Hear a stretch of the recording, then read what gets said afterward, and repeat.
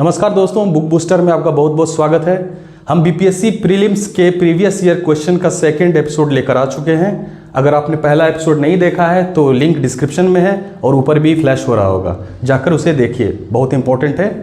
अब second episode start करते हैं। अभी हम कवर कर रहे हैं प्राचीन भारत, एंशिएंट हिस्ट्री। तो पहला क्वेश्चन आपके सामने है त्रिरत्न या तीन रत्न, जैसे सटीक ज्ञान, सच्ची आस्था और सटीक क्रिया निम्नलिखित में से किससे संबंधित है? ऑप्शंस है बौद्ध धर्म, हिंदू धर्म, जैन धर्म, ईसाई धर्म, उपयुक्त में से कोई नहीं, उपयुक्त में से एक से अधिक। तो इसका सही आंसर हो जाएगा आपका ऑप्शन नंबर सी, जैन धर्म। जैन धर्म में तीन रत्न है। सम्यक दर्शन, इसको इसमें अलग नाम से दिया गया है, इसका कहीं कहीं आपको इस तरह से मिलेगा, सम्यक दर्शन, सम्यक ज्ञान और सम्यक आचरण।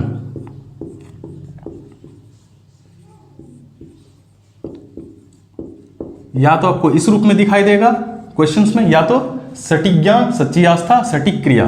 यह है जैन धर्म का त्रिरत्न।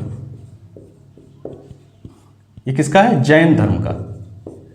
अब कभी कभी बौद्ध धर्म का भी पूछ लिया जाता है, बौद्ध धर्म का त्रिरत्न क्या है? तो इसका है बुद्ध, धम्म और संघ। ये तीनों बौद्ध धर्म का त्रिरत्न है और ये जैन धर्म का त्रिरत्न है। अगर आपसे पूछा जाए कि जैन धर्म की स्थापना किसने की थी, तो जैन धर्म की स्थापना की थी ऋषभदेव ने। ऋषभदेव ने जैन धर्म की स्थापना की। और अगर वास्तविक संस्थापक पूछा जाए, वास्तविक रूप से इसकी स्थापना किसने की, तो वो होंगे भगवान महावीर। ये 24वें तीर्थंकर थे। 24वें तीर्थंकर थे। पहले तीर्थंकर थे ऋषभदेव, जिन्होंने इसकी स्थापना की थी। और वास्तविक संस्थापक के बारे में पूछा जाए तो वो थे भगवान महावीर। चलते हैं दूसरे क्वेश्चन की ओर। इनमें से किस शासक ने चतुर्थ बौद्ध संगति कश्मीर में आयोजित की? एक क्वेश्चन आपको इसमें से भी बन सकता है किसी एग्जाम में कि कहां आयोजित हुई, तो कश्मीर में। कश्मीर में कहां आयोजित हुई थी? तो कुंडल वन में, कुंडल वन में आयोजित हुई थी। तो क्वेश्चन है आपके सामने, चतुर्थ बौद्ध संगति या चतुर्थ बौद्ध महासभा कश्मीर में आयोजित की गई किसके शासनकाल में? अजातशत्रु, कालाशोक, अशोक, कनिष्क, कोई नहीं या एक से अधिक। तो इसका सही आंसर क्या हो जाएगा? सही आंसर है option number D, Kanishka. Kanishka के शासनकाल में चतुर्थ बौद्ध संगति कश्मीर के कुंडलवन में आयोजित हुई थी। इसके अध्यक्ष कौन थे? अध्यक्ष थे वसुमित्र और उपाध्यक्ष थे अश्वघोष। हाँ, चतुर्थ बौद्ध संगति में जो है बौद्ध धर्म दो संप्रदाय में विभक्त हो गया था। बौद्ध धर्म दो संप्रदायों में विभक्त हो गया था। उसका नाम है एक हीनयान, एक है महायान।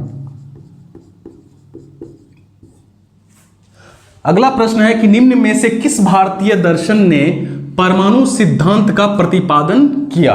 ऑप्शंस हैं योग, न्याय, सांख्य और वैशेषिक। तो इसका सही आंसर हो जाएगा ऑप्शन नंबर डी, वैशेषिक। इसी भारतीय दर्शन के द्वारा परमाणु सिद्धांत का प्रतिपादन हुआ था और इस दर्शन का प्रतिपादन किया था कनाद ने। ठीक है। इसके अलावा इनका भी किसने प्रतिपादन किया था, इससे संबंधित कौन है वो भी जानना जरूरी है। जैसे योग का बहुत इजी है, सबको मालूम होगा, पतंजलि। सांख्य का कपिल मुनि,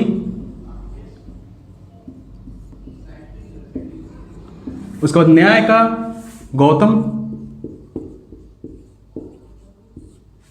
तो ठीक है, परमाणु सिद्धांत वैशेषिक दर्शन से कनाद द्वारा प्रतिपादित। अगला क्वेश्चन है प्रथम मानव जीवाश्म। प्रथम मानव जीवाश्म भारत की किस नदी घाटी से प्राप्त हुआ था? इसका सही आंसर क्या होगा? ऑप्शंस देख लेते हैं पहले। गंगा घाटी, यमुना घाटी, नर्मदा घाटी, ताप्ती घाटी, कोई नहीं और एक से अधिक। तो इसका सही आंसर हो जाएगा आपका ऑप्शन नंबर सी, नर्मदा घाटी। नर्मदा घाटी जो है विश्व का सबसे प्राचीन घाटी है। विश्व का सबसे प्राचीन घाटी इसको माना गया है। मध्य प्रदेश में इसी नदी घाटी में स्थित है हथनौरा, हथनौरा जो कि मध्य प्रदेश में स्थित है। यहीं पे सबसे पहले मानव जीवाश्म प्राप्त हुए थे। अगला प्रश्न है, भारत में पहले साम्राज्य की स्थापना किस शासक के द्वारा की गई? ऑप्शंस है चंद्रगुप्त मौर्य, अशोक, कनिष्क, चंद्रगुप्त द्वितीय, विक्रमादित्य, कोई नहीं और एक से अधिक। इसका सही आंसर हो जाएगा ऑप्शन नंबर ए, चंद्रगुप्त मौर्य। चंद्रगुप्त मौर्य ने पहले साम्राज्य की स्थापना की जिसको बोलते हैं हम लोग मौर्य साम्राज्य, मौर्य साम्राज्य। और इनका शासनकाल जो है चंद्रगुप्त मौर्य का 322 से 298 ईस्वी पूर्व तक रहा है। इस मौर्य साम्राज्य का ये प्रथम शासक हुए। अंतिम की अगर बात करें तो अंतिम हुआ बृहद्रथ, बृहद्रथ। नेक्स्ट क्वेश्चन है, बुद्ध की प्राचीनतम प्रतिमा किस शैली में प्राप्त होती है? ऑप्शन है गांधार शैली, मथुरा शैली, मौर्य शैली और गुप्त शैली। इसका सही आंसर हो जाएगा ऑप्शन नंबर ए, गांधार शैली। गांधार शैली में बुद्ध की प्राचीनतम प्रतिमा प्राप्त होती है। यह गांधार शैली जो है इसे हिंद यूनानी शैली भी बोलते हैं, हिंद यूनानी शैली, क्योंकि इसकी विषय वस्तु जो है वो तो भारतीय है पर उसकी शैली जो है यूनानी और रोमन है। अब गांधार शैली का सर्वाधिक विकास कब हुआ था? सर्वाधिक विकास हुआ था कनिष्क के टाइम पे। सर्वाधिक विकास इस शैली का कनिष्क के समय में हुआ था,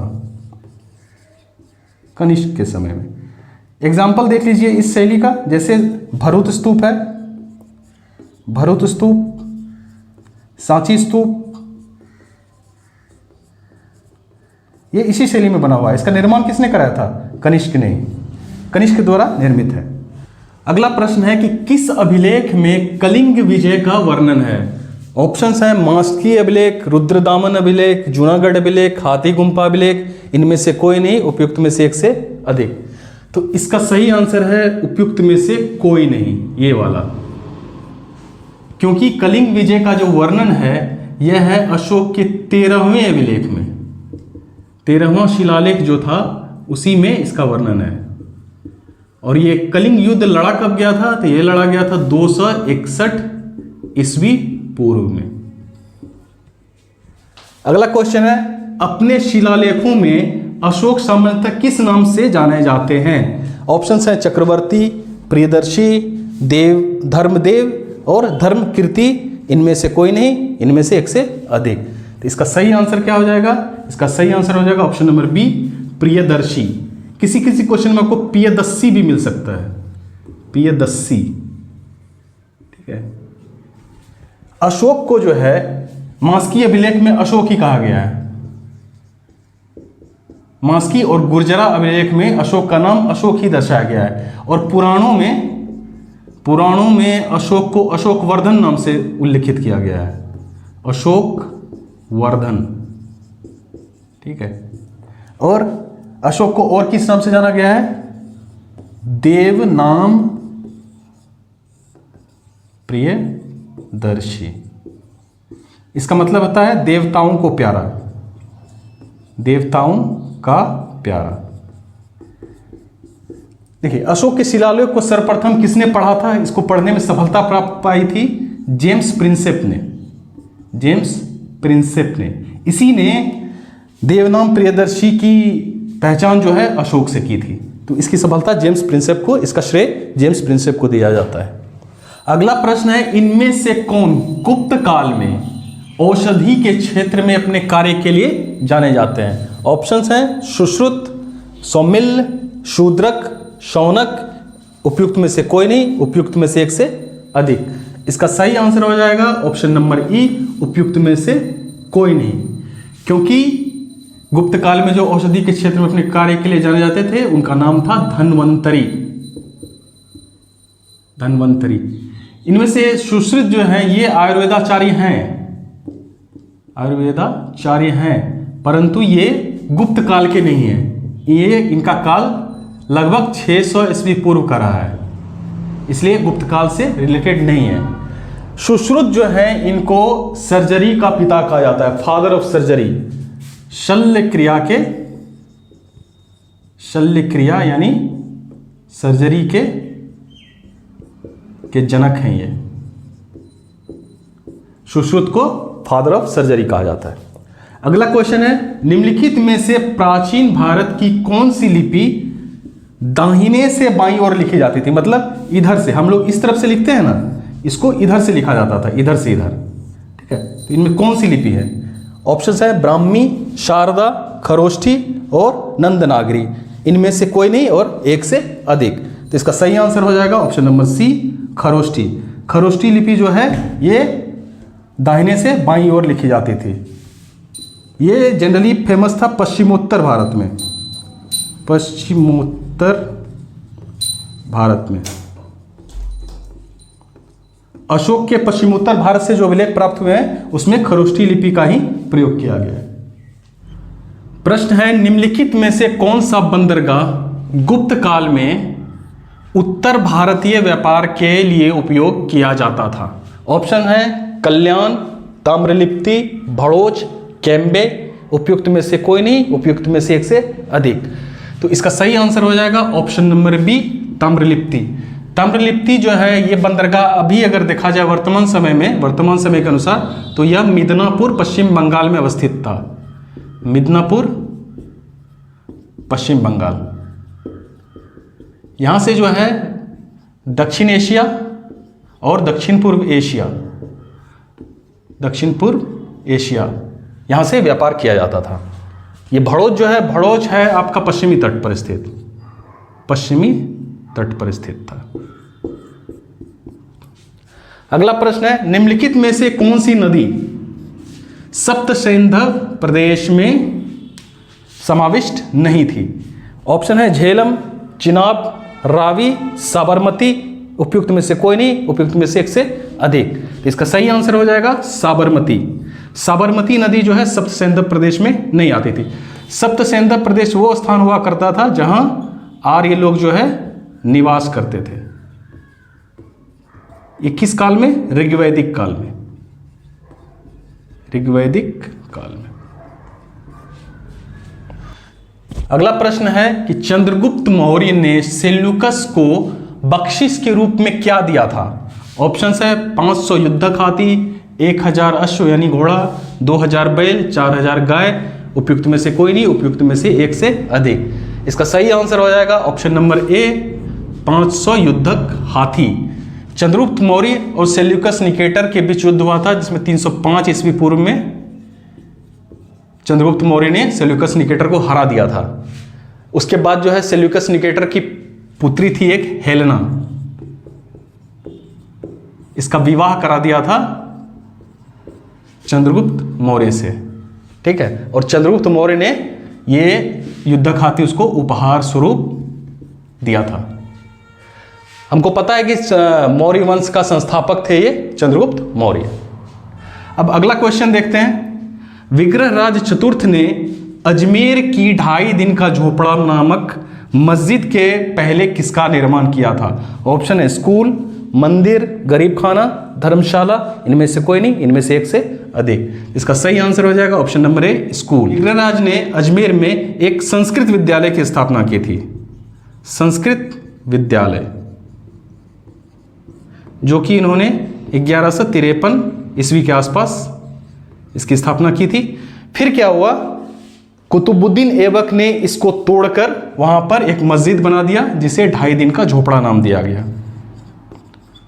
कुतुबुद्दीन ऐबक के द्वारा इस विद्यालय को तोड़ दिया गया और उसको मस्जिद में कन्वर्ट कर दिया गया। अगला प्रश्न है कि गौतम बुद्ध ने अपना प्रथम उपदेश कहां दिया था? पाटलिपुत्र, सारनाथ, गया, वैशाली। इनमें से कोई नहीं, इनमें से एक से अधिक। इसका सही आंसर आप सबको पता होगा ऑप्शन नंबर बी, सारनाथ। कहीं कहीं ऋषिपत्तनम भी दिया रहेगा, ऋषिपत्तनम, ये भी सारनाथ का ही नाम है। तो सारनाथ में गौतम बुद्ध ने अपना प्रथम उपदेश दिया था। और इस घटना को क्या बोला जाता है? इस घटना को बोलते हैं धर्म चक्र प्रवर्तन। धर्म चक्र प्रवर्तन इस घटना को बोला जाता है। अगला प्रश्न है, भारत में पशुपालन एवं कृषि के प्राचीनतम साक्ष्य कहां से प्राप्त हुए हैं? ऑप्शन है अंजीरा, दम्बसदात, किली गुल मोहम्मद से या मेहरगढ़ से, या इनमें से कोई नहीं, इनमें से एक से अधिक। इसका सही आंसर क्या हो जाएगा? Option number D is right answer, Mehrgarh से। मेहरगढ़ अभी कहां है? पाकिस्तान में है। मेहरगढ़ पाकिस्तान में है। यहां कृषि और पशुपालन दोनों का बात किया गया, इसलिए मेहरगढ़ सही आंसर है। अगर सिर्फ कृषि का बात किया जाए, कृषि के प्राचीनतम साक्ष्य कहां से मिले हैं? तो यह मिला है लोहरादेव से। लोहरादेव यह स्थान है यूपी में। यहां से चावल के प्राचीनतम साक्ष्य मिले हैं, चावल के।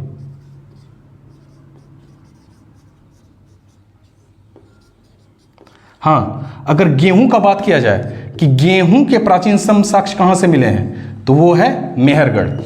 और पशुपालन तो है ही, पशुपालन के प्राचीनतम साक्ष्य भी यहीं से मिले। तो अगर चावल के प्राचीनतम साक्ष्य पूछे जाए या कृषि के प्राचीनतम साक्ष्य पूछे जाए, तो उसका सही आंसर होगा लोहरादेव, यूपी।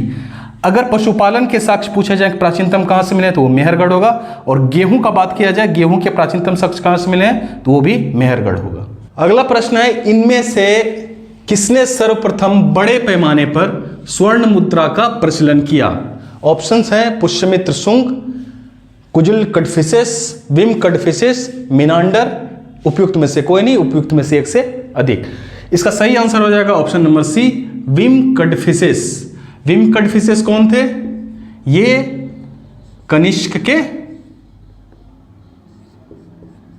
के पिता थे, विम कड़फिसेस। इन्होंने ही सबसे बड़े पैमाने पर स्वर्ण मुद्रा का प्रचलन किया था। अगर कुषाण वंश का संस्थापक पूछा जाए, तो वो थे कुजुल कड़फिसेस। ये थे संस्थापक कुषाण वंश के। ठीक है, कुषाण वंश की अगर राजधानी पूछ ली जाए, कुषाण वंश की राजधानी तो वो थी पुरुषपुर। पुरुषपुर, जिसे पेशावर भी बोलते हैं, पेशावर।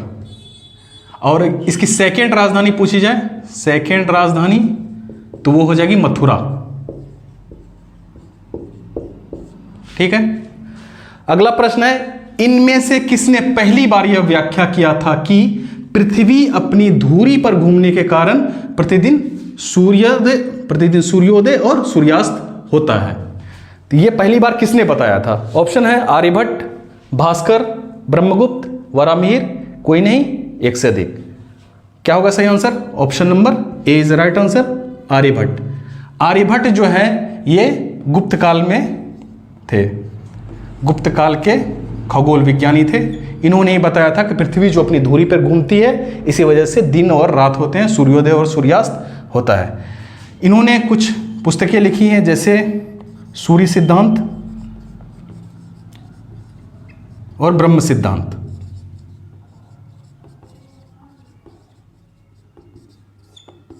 एक और महत्वपूर्ण बात, आर्यभट्ट जो है वे चंद्रगुप्त द्वितीय के दरबार में रहा करते थे। चंद्रगुप्त द्वितीय के दरबार में थे ये भी इंपॉर्टेंट फैक्ट है, याद रखना है। अगला प्रश्न है कि निम्नलिखित में से कौन सा कथन सही है?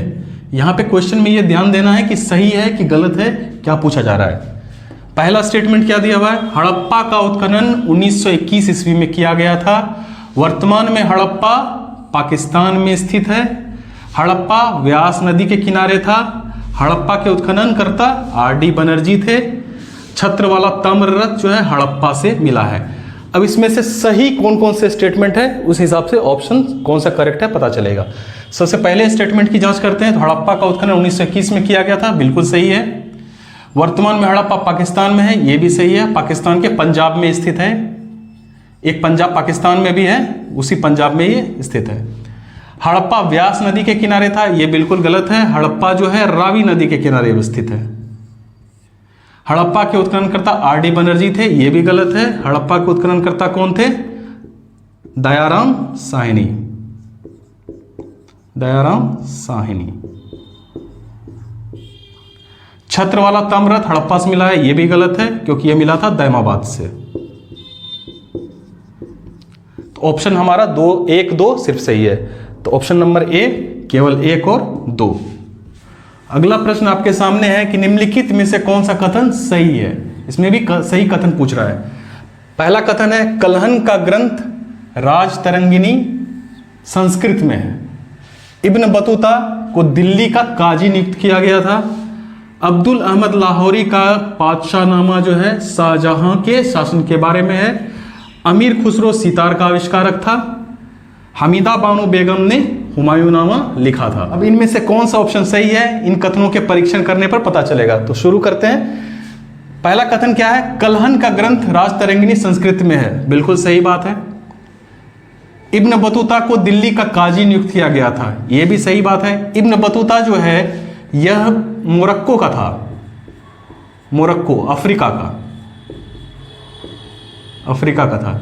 ये 1333 ईस्वी में दिल्ली पहुंचा था।